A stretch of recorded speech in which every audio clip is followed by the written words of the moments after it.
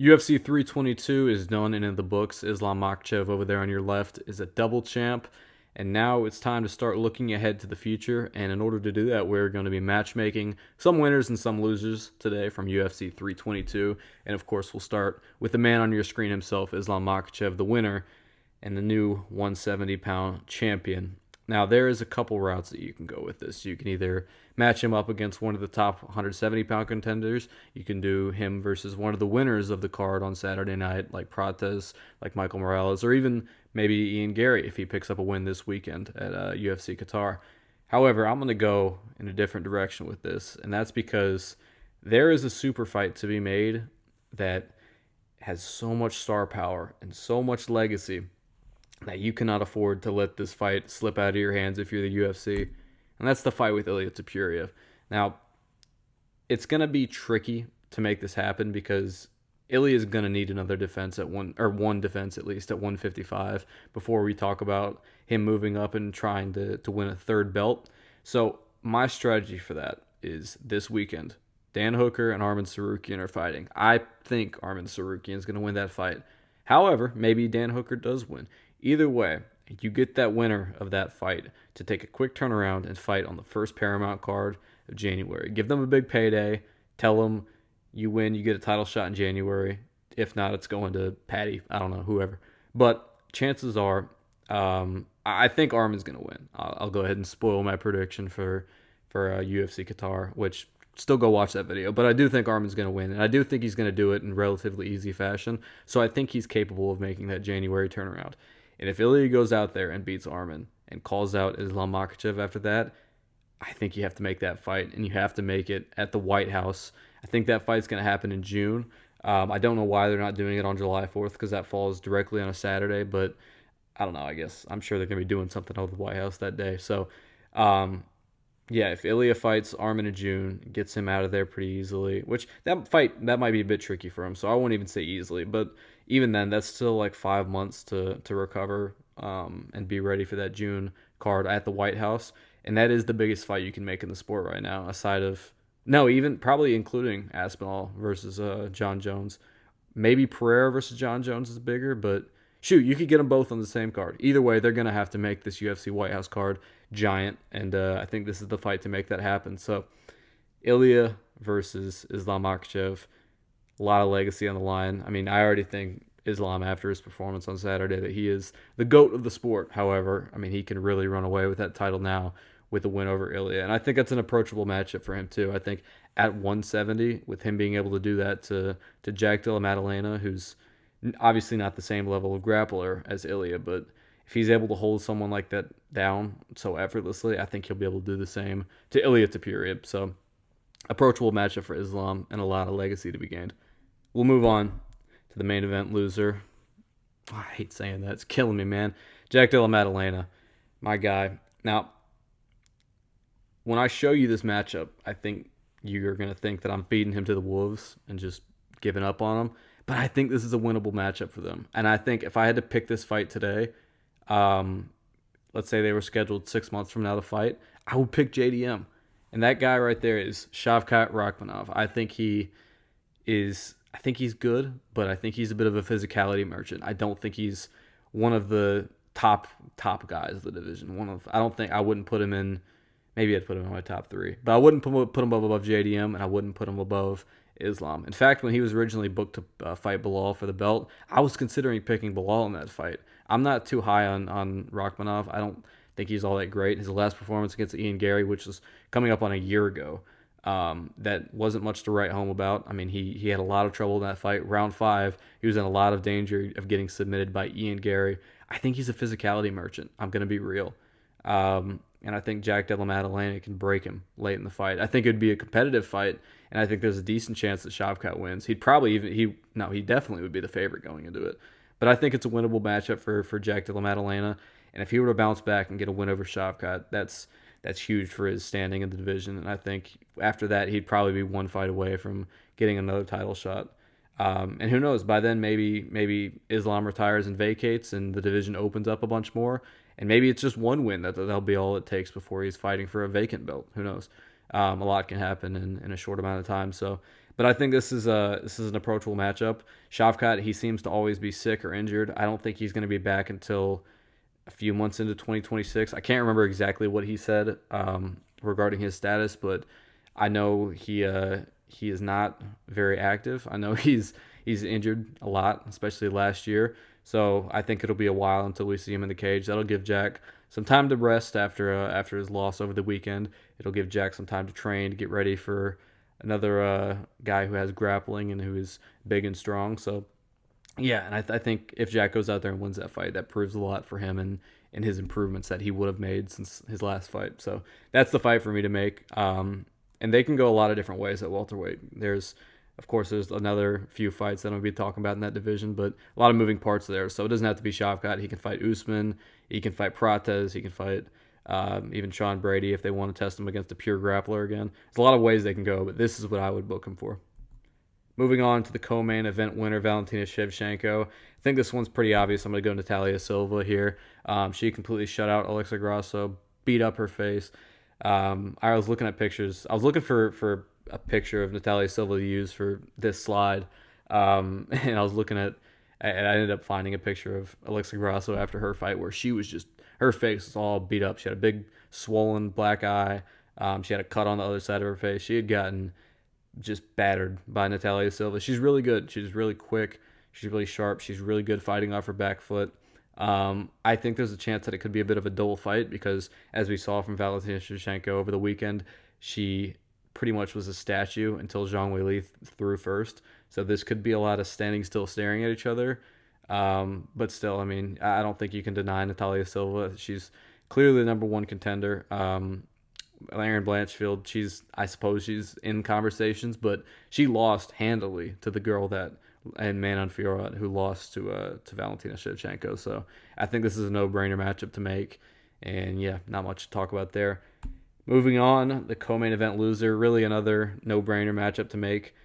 There was nothing down at strawweight after she left in terms of a defense for Mackenzie Dern. I mean, I was talking about Tatiana Suarez potentially getting a title shot. So there was nothing. She can waltz right back down to 115 and get a title shot immediately. And I think she beats anybody in that division still.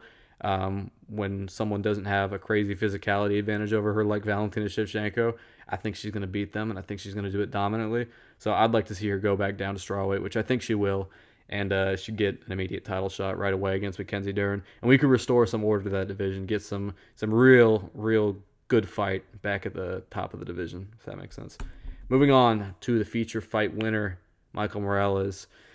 I have him matched up against, now, before I get into that, I suppose, if Ilya does not move up to 170 and challenge Islam Makhachev, I think he should be next in line. That win over Sean Brady was very impressive, and he showed that he can beat a grappler, and he can do it quickly. So I think he's an interesting matchup for Islam Makhachev, especially considering how big of a frame he's got. He also did a really good job fighting in a stance and at a distance that prevented Sean Brady from getting to his hips and getting takedowns, and it kind of forced him to stand up and strike with him. So I think Michael Morales is a really compelling matchup for Islam Makhachev. However, I think if you're going to do that super fight, you have to do Michael Morales versus another top contender in this division in the meantime to decide who's next in line to fight for the title. And that's Carlos Prates, another winner from UFC 322. This fight would be so fucking cool. This would be awesome. Just incredible striking. You got Carlos Prates. He's a sniper on the feet. They're both long, rangy. They're both very powerful. Yeah, I mean, we both saw what they were capable of last weekend, getting huge knockouts over some of the top guys at welterweight. I think you book these two against each other, and the winner fights for the belt next. No question about it. Moving on to the loser of the feature fight, Sean Brady. I have him matched up against Joaquin Buckley. He's in a bit of a tricky spot because there's, all the guys at the top of the division, they're going to be looking for a fight that will get them a title shot next. Prates obviously just beat Leon. Usman, he's coming off a win against Joaquin Buckley. Shavkat, he's wanting a title shot already without even having to fight anyone. So I think he's not going to be getting a top matchup in this division again because a win over him, I don't think it will get you a title shot anymore, or at least in the meet right now it won't. So he'll have to look down the division, I think, and that guy he'll be fighting, I think, is Joaquin Buckley. I think this makes the most sense with the timeline they're both on. Sean Brady, he didn't get knocked out too bad, but he'll need some time to recover. Joaquin Buckley, he'll probably be looking to be back in there by, sometime early next year. That's my guess, at least. And it gives Joaquin Buckley a chance to prove himself against a grappler and someone who has good top control like Sean Brady, because that's what he struggled with against Kamaru Usman. He got wrestled and held down there for 5 rounds. So, yeah, this would be a compelling matchup, and it would give Sean Brady a chance to bounce back against a beatable opponent too. I think Joaquin Buckley is a good matchup for him, and yeah, so that's pretty much all I have for that one. I think that's the right matchup to make. And for Leon Edwards, Carlos Prates' victim right here. I have him matched up against Mike Malott, and I was looking at the welterweight division, and there's not a lot of options. You could do him versus Gabriel Bonfim, but I don't think. I think Bonfim. I don't know. Just that fight makes sense. It makes sense and it's possible. But I'm thinking from the UFC perspectives with this one, and I think they're going to be looking to sacrifice Leon Edwards to an up and coming prospect, and a prospect in a market that they want to build up. And we know that they want to get that Canadian market. We know how many times they've tried to build Mike Malott up on those Canadian pay-per-views and putting him high up on any Canadian card, even fight nights and stuff. He'll always be on the main card. If it's a fight night, he was the co-main event of it last time in Vancouver. And yeah, for Leon Edwards, I mean, he's not going to be getting any favors from the UFC. He's going to be having to take on up-and-coming prospects. He's on, what is it, like a 3-fight losing streak right now. Got dominated by Bilal, got dominated and finished by Sean Brady, got knocked out bad by Carlos Prates. So they're going to be giving him prospects. That's, unfortunately, I feel bad for him because, it wasn't long ago that he was at the top of the sport, but things changed pretty quick, and I think they're going to be giving him to up-and-coming guys. And I think they're going to be giving him to guys that they want to build up themselves, and Mike Malott is that. So maybe on our Canada card, 3 or 4 months in the next year, they make this fight. I don't want to see Leon return too quick. He took, obviously, a lot of damage. He got knocked out bad, and then that follow-up shot was just violent. I mean, that put him out bad. He was smiling at the camera, looking all over the place. So, yeah, definitely give him a lot of time off. And whenever that first Canada card of the year is, assuming it's a few months into the year at least, you can have him versus Mike Malott on that. Moving on, Benoit Saint Denis, the winner of the main card opener. I have him matched up against Dan Hooker, under the assumption that Dan Hooker loses this weekend. Now, if he doesn't, then you can book him against Arman Tsarukyan. I just put Dan Hooker here because I'm thinking Benoit versus the loser of the main event on Saturday. There's some other matchups you can make too. You can make that Gamrot matchup, which has been talked about a lot. You can make him versus Fiziev, but I don't know, man. I think with the momentums he's on in his last couple fights, getting a big win, shutting out a up and coming prospect, a really hot name in Mauricio Rufi, and then completely dominating Beneil Dariush, shutting his lights off in 16 seconds. I think with that momentum, they're going to be looking to give him a pretty big jump up. And if Hooker loses this weekend, this would be a crazy, crazy scrap. This fight would be so fucking awesome. This would be war. Put this on any pay-per-view. Let it be the feature fight. It's going to turn that pay-per-view up a notch. It's going to get the crowd going. I think if Hooker loses this weekend, this is a no-brainer matchup to make. So they cannot miss this opportunity if that happens. Moving on, Bo Nickel. This is the only prelim fighter I'll talk about. I do have one more matchup that I gotta get in there.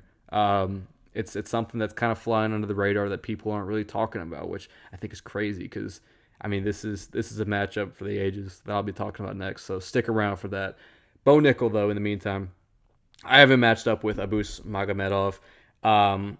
I think Abus sucks, so I think this is a good matchup for Bo Nickel. I think he'll be able to hang with Abus on the feet. Obviously, he's got the grappling pedigree. He's the wrestling background, NCAA, so I don't think he'll have any problems on the ground with Abus. And we know how bad Abus gasses out. I mean, by round 2 of this fight, he'll be gasping for air. So I think this is a very approachable matchup for Bo Nickel. If he can survive that early onslaught, I think he'll either outpoint him to a decision or he'll get a late finish because we've seen how Abus Magomedov just doesn't have that cardio to hold up late into fights. I think this is a good matchup. Plus, he's not like a true Dagestani. I mean, he is Dagestani, but he lives in Germany, trains out of there. But he's got that OV last name, so getting a win like that over someone with that last name, that's going to do huge things for Bo Nickel's stock. And I think I think this is a good place to start. And then after that, you can start looking at ranked matchups for him. But yeah, that's also a guy who's not too much of a physically imposing middleweight. Like if you put Bo Nickel against RoboCop, I think RoboCop would just walk him down and break him.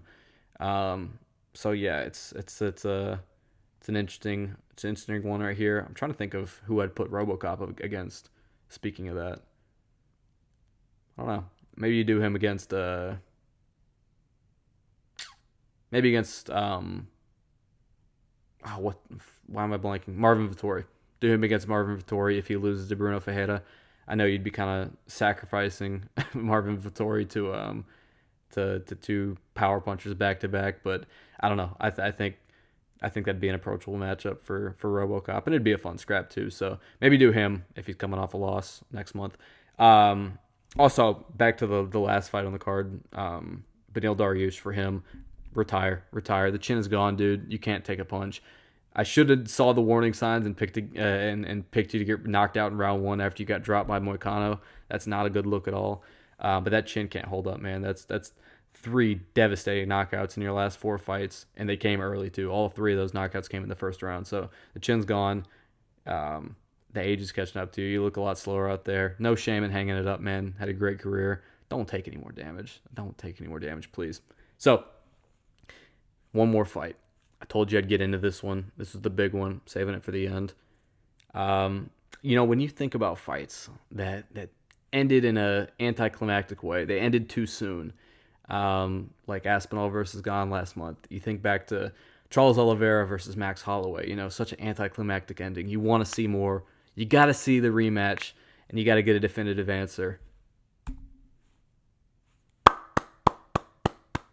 Danis versus Pork 2. Dylan Danis versus John Pork 2. We saw the scrap in the crowd. Everybody's seen the video by now. Yeah, crazy brawl between the two of these guys. It got real heated, and this is a true grudge match. I mean, you got to run it back. You got to get these guys in there for 15 minutes. You got to see how it goes. I mean, this is the fight to be made. I think this is main card worthy for that White House card. I mean, you got to put this on a big stage. John Pork versus Dylan Danis. This is the one to make. I mean, you can't miss this opportunity. That's a grudge match. We saw how sick that brawl in the crowd was. You can't miss out on this. UFC, get it booked. I mean, if you're asking me, I think main card of the White House card. Maybe even the co-main event. I mean, that's how big of a matchup we're talking about here. So, yeah, Danis versus Pork 2, the rematch. The fans need to see it. Everyone needs to see it. The whole world needs to see it, and that's why you put it on that White House card, damn it. So, yeah. That's all I got for you guys, though. Thank you so much for tuning in. If you watched this far, please like and subscribe, or this rematch will never get booked. We'll never see Pork versus Danis 2. Thank you again. See ya.